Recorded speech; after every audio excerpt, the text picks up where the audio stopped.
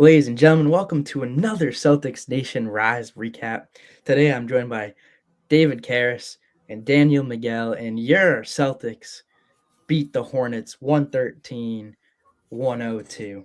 And another great game. I mean, the Hornets put up a little bit of a fight early on and definitely gave the Celtics a run for their money.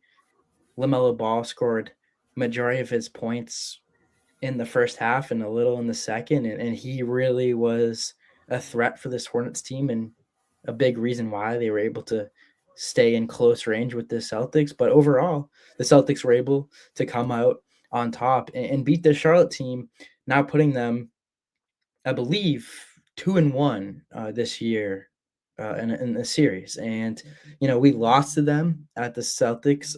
We lost them our first matchup, and it looked like they just blew us out. But then the second game, we responded, beat them. And then the third game, we found a way to win, as you see by the score. But as always, let's give our first takes. David, why don't you take it away? Yeah, so this was a simulated playoff environment yet again for the Celtics. I think that this was a good test for what playoff basketball can be like, where it seemed like for the majority of the night, the Hornets were just going to win with offense. And it reminded me a lot of that game 3 weeks ago where we couldn't stop the Hornets offensively when they came to Boston, and they ended up beating us by whatever that was, 20, 30-ish points. But yeah, the Celtics completely dominated the last 14 minutes of this game. I think that every star had their moment in the sun. I mean, Brown, we'll talk about, was consistent from start to finish tonight. Tatum had his moments, and specifically in that second quarter, and then also, late in the game too. And Pritchard had arguably the loudest 12 points I've ever seen, with, 4 crazy, huge, impactful three-pointers, more specifically coming down the stretch. And even a guy like Vucevic, who, the stats won't do him justice, but I thought he was great in that fourth quarter, even though he only ended up with 2 points. So just a really all-around resilient win for the Celtics. Obviously not perfect, but we just keep racking up these wins, learning how to win in different ways as we've done all season, heading into the most important part of the season later this month. And I got no complaints about that. So fun little night of basketball, and it's good to win on Jason Tatum bobblehead night. Yeah, David, you make a good point too. It seems this year we've weathered a lot of storms, right? It hasn't been perfect. And I think in the past, we've kind of felt this semblance of perfectness, right? Where it's just like we're winning every single game. We got this roster that's phenomenal. We're kind of playing through with ease. But this season, there has been ups and downs. There has been challenges. And I think this team is a lot more seasoned, has a lot more ability to handle adversity than others. And that's the reason why we're in such a great spot compared to other years. But Daniel, give us your takes. What do you think about this game tonight?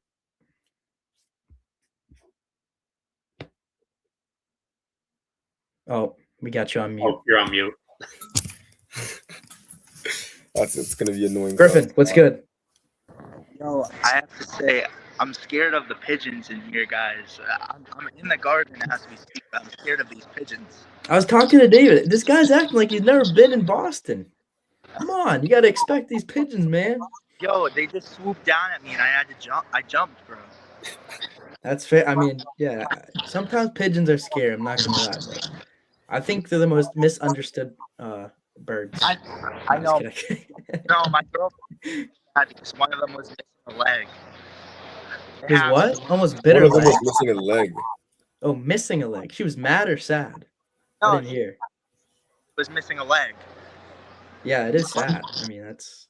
Yeah. But guess what? We were just talking about it. Out here, us, the Bostonians, the Celtics nation, we're resilient. We find a way to win. And that pigeon's doing the same thing, right? He's just living life. One leg, so whatever it takes. I'm gonna go. Whatever it takes. Can I be quick? I'll give my initial thoughts really quick, and then I'll give my MVP and dip out and let you guys do the show. Daniel, that's for last anyway, so don't worry about it. But Griffin, real quick. It's all good.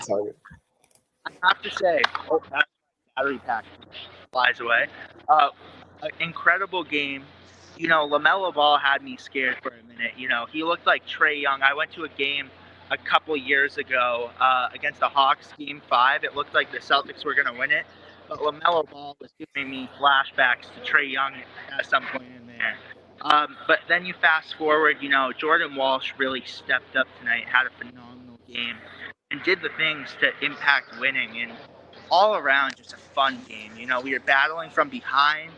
It looked very rocky at first, but in the fourth quarter, we turned it around, and we played Celtics basketball. And when you fast forward and look at the playoffs and everything, that's what we're going to have to do. And if we can play like that in the fourth quarter, I'm so confident about this team going into playoffs. But I'll give my CNR MVP really quick. I'm going to go Jordan Walsh tonight.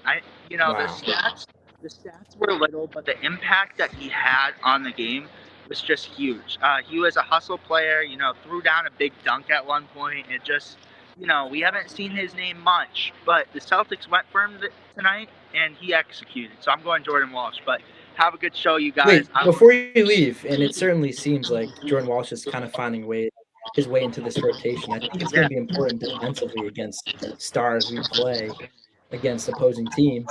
But we posted tonight the photo right at halftime. You had an interview with the caveman. How was that for you tonight? Like seeing the Celtics family, I think it's so important, and I think it's very strong. And you were able to be inserted in there and be right there. So how was that for you tonight? Oh, it was great. I thought the Garden tonight as a whole was loud. It was Jason Tatum bobblehead night. So gotta love that. But as a whole, the Garden was just rocking. And, there were points in there where I was like, it's louder than it's been in the playoffs at times. I feel like, the fans were loving it. And this is a game against the Hornets where you look at the Hornets and it's like, when would you think we'd be as loud as a playoff game? And then you fast forward, it's like, all right, the Hornets are actually good. And, this was a close game. So it was just so fun. And the atmosphere was great. Everyone wanted to get their bobblehead. I don't blame them. There was a little pushing and shoving, but, you got to do it for JT. You got to do it for JT. Yeah, definitely. Yeah, I don't know. I think you're so right. We talked about it, I think, last night. Like, when's the last time we were anticipating a Charlotte Hornets game and looked at it on the schedule and we're like, wow, this is a big time game. Like, I can't recall. So it's pretty cool. Too. And I'm excited for Carv to come on and give his because his first ever Celtics game too, mind you. Really, his first ever Celtics game? Yeah, so he's gonna have to come on and talk about that. But yeah, it was just like, it's like this could be a playoff matchup. You look at this Hornets team, like we could totally face them in the playoffs. So I'm not shocked. I'm not shocked how it turned out, but ultimately you got the job done, and that's what's most important. Yeah. Even the tickets tonight seem more expensive.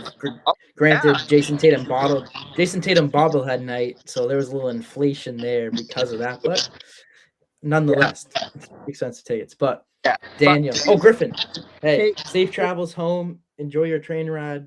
Get some rest. We appreciate you.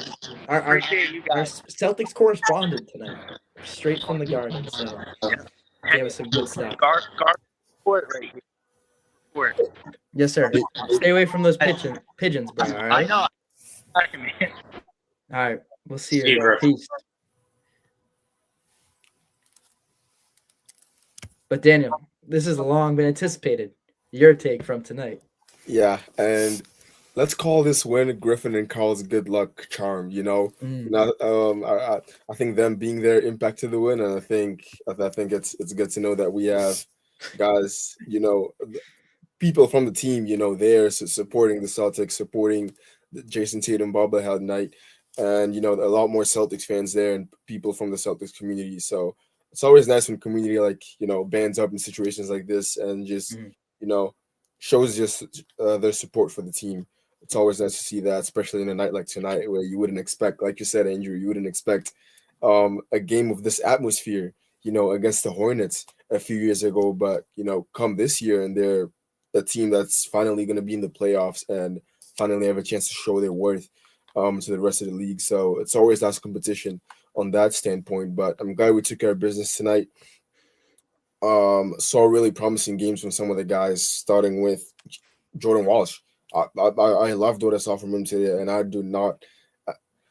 I'm not disappointed by that Griffin mention for CNR MVP, because I think he had a really good game tonight. I think, yeah, 100% from the field, and I think this was one of his most influential games this season.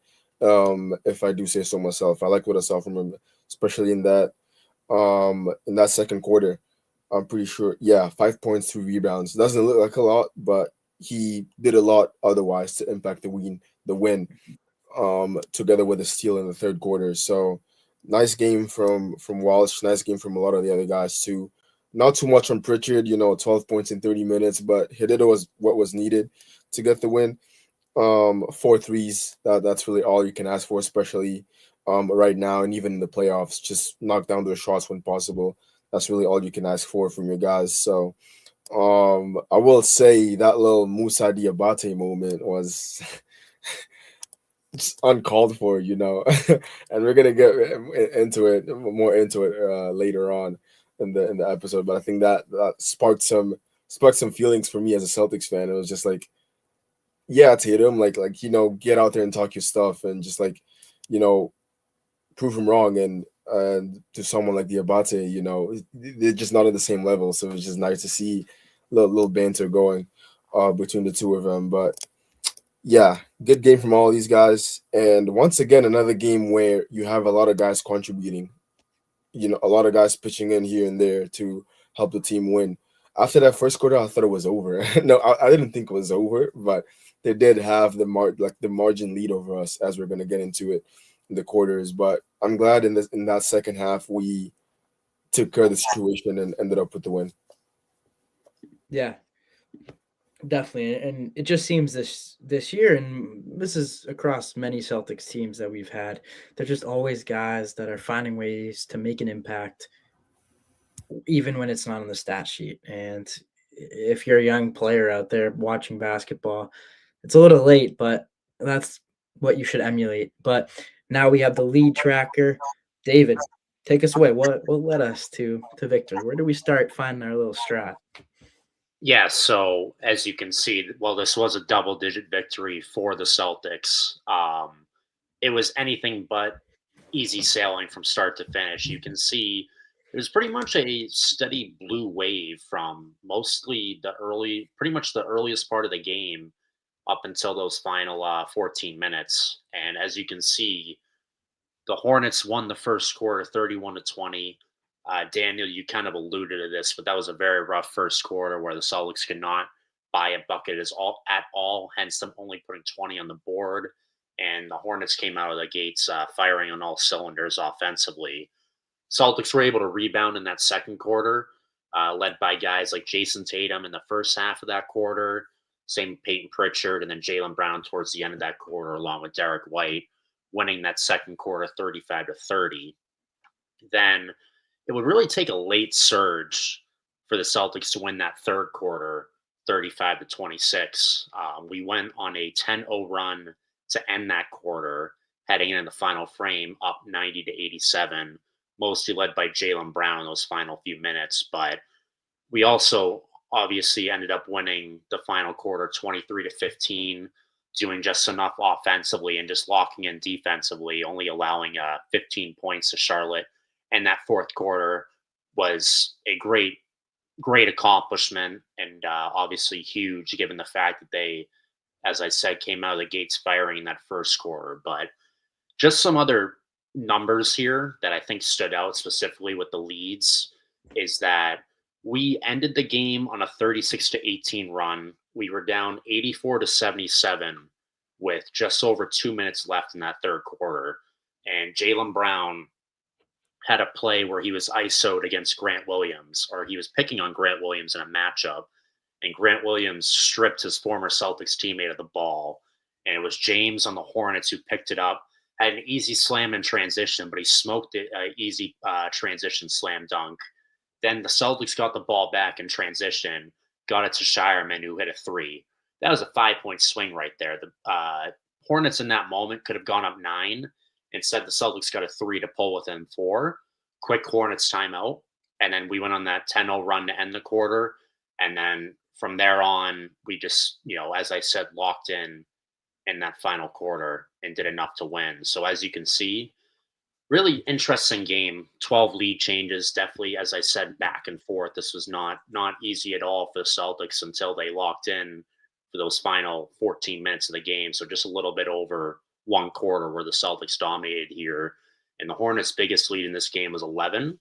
Celtics' biggest lead in this game was 13, but not until the end of the game. So really, really nice job from the Celtics, winning 3 of the 4 quarters, and more specifically, just pure dominance in those last 14 minutes of the game. Certainly, yeah. And for those of you not watching or listening on your drive to wherever you're going, we are not playing I didn't know the Bucks were the Hornets. If you see the graphic there, right there. It's late in the season, man. I'm not gonna lie. It's late in the season. We let AI do it. No, it's late in the season. We are gonna have our slip-ups here and there, but it matters. It matters if you hit your peak at the right time, right? And we're gonna do that for you. But tonight, the Celtics basically led majority of the stats here. I think a big stat that stands out to me is the second chance points. Tonight, the Celtics had 23 second chance points comparative to Charlotte's 15. That is always a stat that you want to win. I mean, that means that you took advantage of your extra opportunities and capitalized. And that is super important. And that not only shows the Celtics, that just shows the Celtics' ability to create extra points for themselves, but also just their effort. I mean, that's been the story of this team from the beginning of the season to the end. They just know how to work hard. They have this never quit mentality. This is Isaiah Thomas's shirt, the Slow Grind brand. They have this never quit mentality where they're always pushing themselves, going for loose balls, and just finding a way to make the margins and push them in their favor. And tonight the Celtics did that. They shot well from beyond the arc. They had 22 assists. That means they're creating for their teammates and knocking down big shots.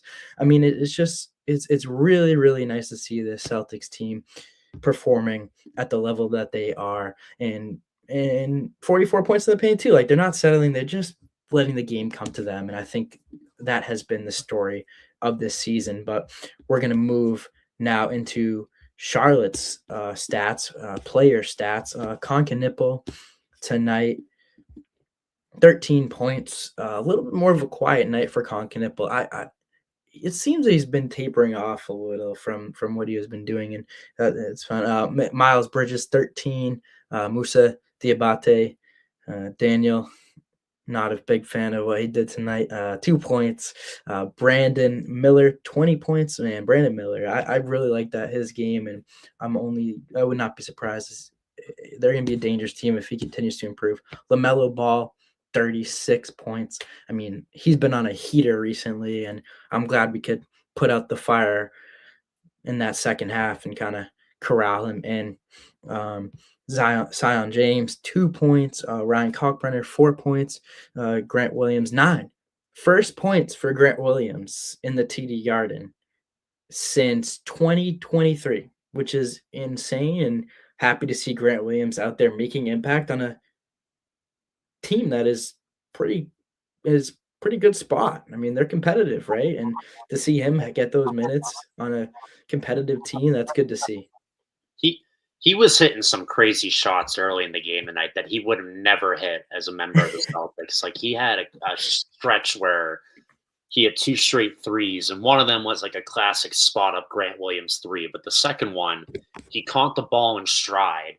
It did like a Jason Tatum, like 2020, like sidestep 3. I'm like, I don't know what the heck Grant Williams, how he came up with that, how much VC he had to use to buy that there. So that's ridiculous. I mean, and credit to him for getting his own against his former team, but I'm really glad we beat him.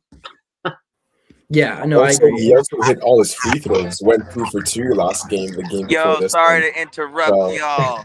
It's the Caveman. What's good, man? I gotta interrupt y'all.